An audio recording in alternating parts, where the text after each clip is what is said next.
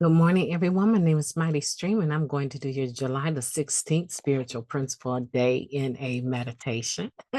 I greet you this morning. I told you I would get to this. I told you that I would be here taping this for you. So I hope you're hanging out with me still, looking for the upload. Let's go ahead and get into that meditation so we can get it to where you can enjoy it. The title of the meditation is Listening for Common Ground.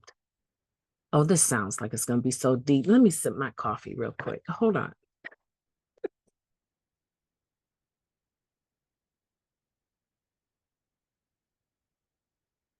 Listening for common ground. Okay, here we go. I'll be serious, guys. I took a sip of coffee and nearly choked to death. So, just this is going to be a wild ride. So, strap up. Let's go. In service, we listen well by listening for common ground rather than for ways to prove that our ideal is better. Oh, I like that. Guiding principles, tradition 4 in service. All right, you guys in service. This one is for you. NA offers plenty of opportunities for us to learn how to do a better job of living in the world. While very few of us show up to NA with the credentials of great listener, sitting through recovery meetings can teach us much about making an effort to truly understand what others are saying. The listening skills we hone in recovery meetings are quite useful in NA service too.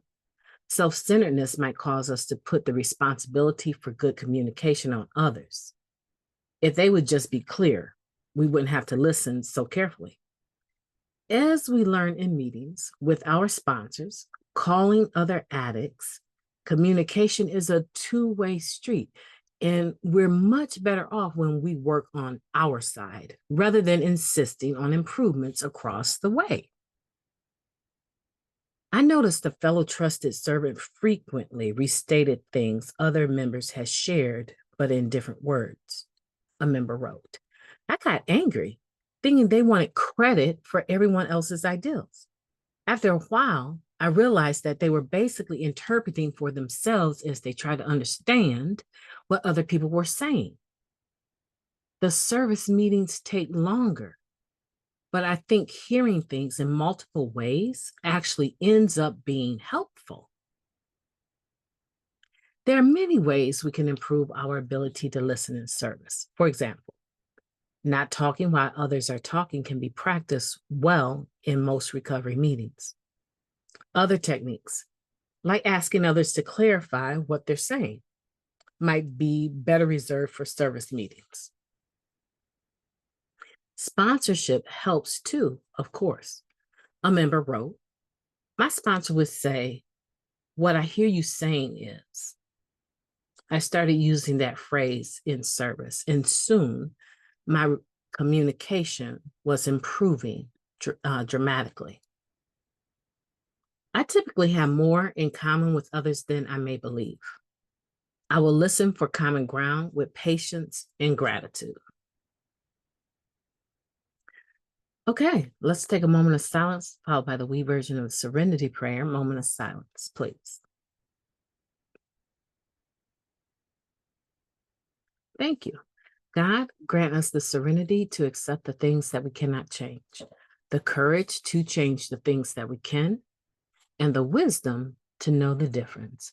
Just for today, please and thank you. What a powerful meditation, talking about listening for common ground. And I do like the fact that they have the experience of other addicts.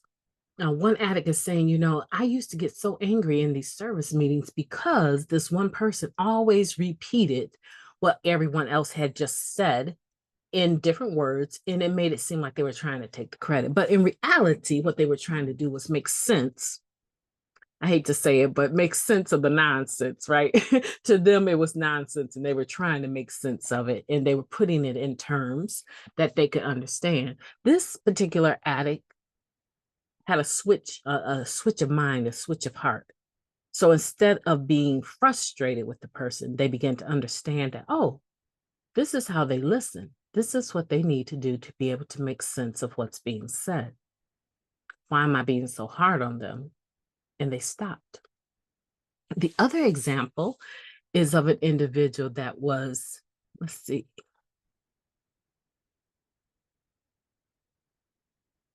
I'll have to come back to it. I think they're talking about their sponsor, and their sponsor used to always say, "What I hear you saying is," and then they decide to use that because that's active listening, right? Letting the person know that is doing the talking to you that this is what you sound like. This is what I'm hearing you say. And if it's not correct, this is your opportunity to do what? Correct it. That's a version of active listening.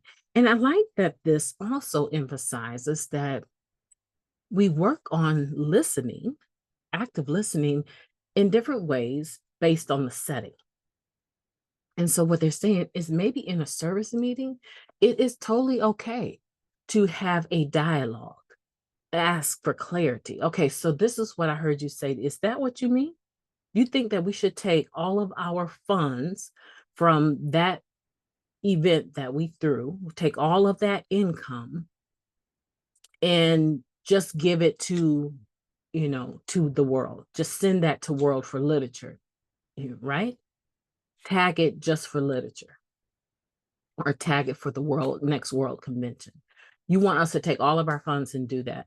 And we can barely pay rent, right? So that is a question that a person would be totally okay in a service meeting asking for clarity about what someone has said. That's just an example. I'm sure no group would actually ever do that. They would take care of their rent first because that's carrying message, right? But I'm just trying to give you an example. So now try that in a meeting. So and so is sharing, and then after they share, you want to say, wait a minute. So what I hear you saying is that you got 60 days clean, and you think that you can hang out with people that have 0 days clean, and you wonder why you still on your back turning tricks. Is that what I hear you saying? Okay, so we understand that you have to change everything, right? You do know that. So that's sniper sharing, that's cross talking, right? You might be asking for clarity in a sense, but you already have it in your mind what they've said. That's not active listening, nor is it appropriate in a meeting. So in a meeting, you would be able to practice listening without responding. That would be more appropriate in that meeting.